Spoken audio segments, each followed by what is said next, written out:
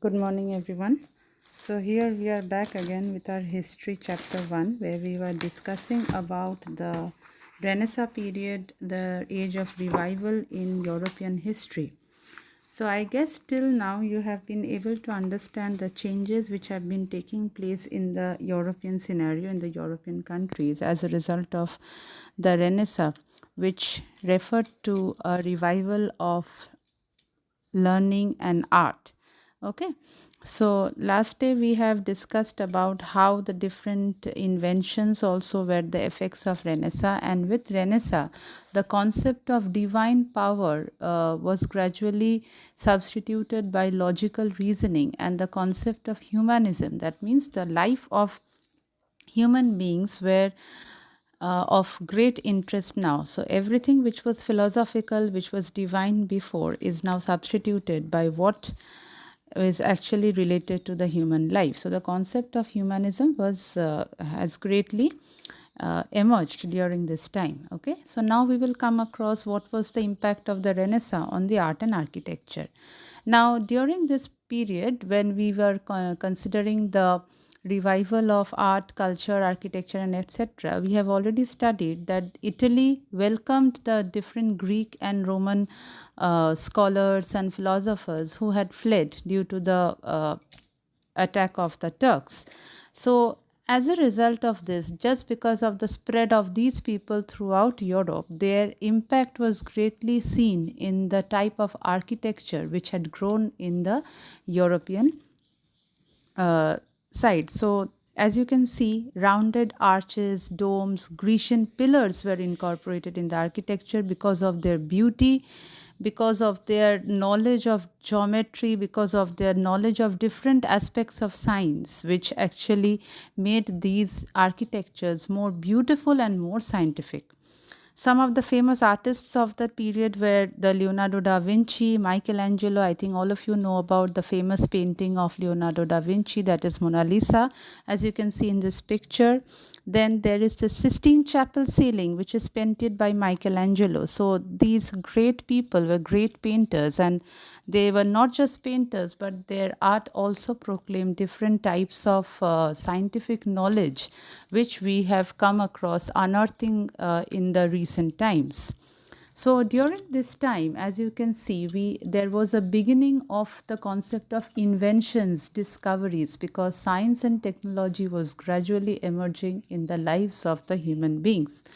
So this was also called, the Renaissance was called the era of science. People began to think logically. People began to think for themselves. They started the concept of reasoning. They started questioning, and they came out of their blind authority, their blind faith from the church. Okay, the previously what happened, they used to believe in what the Pope used to tell, whatever the divine sayings were, but now they started to find out the logical reasoning behind everything. Then came the emergence of astronomy, that is studying the stars. Okay, and during this time a Polish astronomer, as you can see, Nicholas Copernicus, proved that all the planets, including the earth, revolved around the sun. Then we have the emergence of Galileo. I think everyone knows the name of Galileo Galilei, the great Italian astronomer who discovered the telescope, and he confirmed the theory which was developed by Copernicus. Then all this immediately brought science against the concept and belief of the church. Okay, so during this time there were great other scientists also, as you can see, Kepler, Isaac Newton. I think everyone knows the name of Isaac Newton, the one who discovered the concept of gravity, right? So the great scientist Newton is there, and he found out the laws of gravitation. So this was all during this time when the emergence of the Renaissance art of revival and learning brought forward great developments in the field of science, technology, astronomy, everywhere. Okay, so this was a major change in the history of Europe. Then came another scientist who was William Harvey, who had the most important point was that they all experimented with questioning, observation, and experimentation. So, whatever theories they put forward was not based on their blind faith or blind beliefs. It was all based on questioning, observation, and experimentation, which were the three principles observed by the scientists of the time.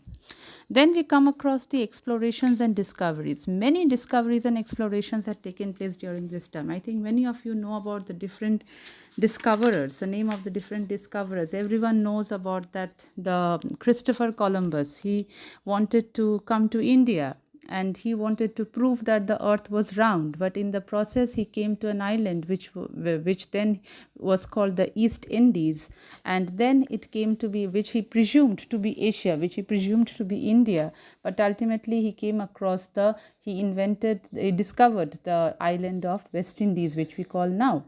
Then we have the great voyages and explorations of Ferdinand Magellan. We have Bartholomew Diaz, we have Vasco da Gama, who came to India in Calicut, and we have Amerigo Vespucci, we have Magellan. So all these were great explorers who traveled throughout the world in order to find out, in order to bring about new discoveries, in order to bring about new lands. And with this, with the different explorers and discoverers moving throughout the whole world, they emerged a concept of colonialism. That means people from countries, they started establishing colonies in other countries in order to spread their own community. As a result of this we have the Portuguese, Dutch, French, and English who started uh, establishing colonies in different parts of Asia, Africa, and America. So from herein started the concept of colonialism. Okay, as soon as the explorers started exploring throughout the whole world, and with this many new discoveries were made, many new experiments were made, many new inventions were made, like the mariner's compass, the astrolabe, the quadrant, which were all the radars and all, which were all utilized in the exploration of the discoveries. Okay. Then we come to Reformation and Counter-Reformation. Okay, in Reformation, the growth of ideas and development of scientific spirit during the period of Renaissance influenced the attitude of the people towards the religion. So, previously the church was the main sole provider of all the beliefs, but now with questioning and logic and everything, the corruption of the church was now emerging out. Okay, it was now exposed outside. So the people now the rational thinkers rather, they started criticizing the corrupt practices of the church, and we have certain people like Erasmus, John Wycliffe, who exposed the abuses of the church. Then came the concept of movement, which was called the Reformation, where the church did not want to pay any kind of interest to these revolts and all, and they started forming their own community, the church people, which was called the Protestant Church. Next, Martin Luther was the main founder of the Protestant Reformation. His deep concern for religion forced him to enter a monastery. He decided to become a heretic and outlaw, but escaped death. He was supported by the ruler of Germany. So, in the concept of Reformation, the contribution of Martin Luther was great. Okay, and now there were two communities in the Christian culture itself, the Protestants and the Catholics. The Catholics were those who believed in the concepts of the church, and Protestants were those who were against the practices of the church. Now then came the concept of Counter-Reformation. The Reformation failed to destroy the Roman Catholic Church. Now the Pope, priests, and Catholic rulers and others took various measures to introduce reforms in the Catholic Church. During this time, they also wanted to bring back the lost popularity of the church, and this movement was called the Counter-Reformation. Okay, so I'll just keep it till here today. All of you go through this portion till page 6 of your first chapter and try to understand the chapter. Then I will move on to the next portion in my next video. Thank you, everyone.